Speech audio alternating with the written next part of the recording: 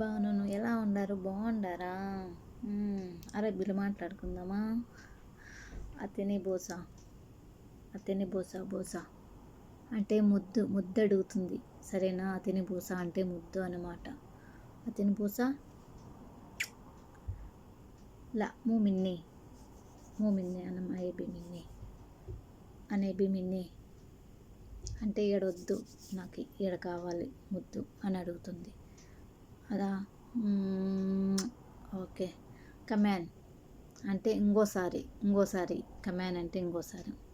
అతని కమాన్ వాహిద్ మర్రా అంటే ఇంకోసారి ఇంకో ముద్దివా.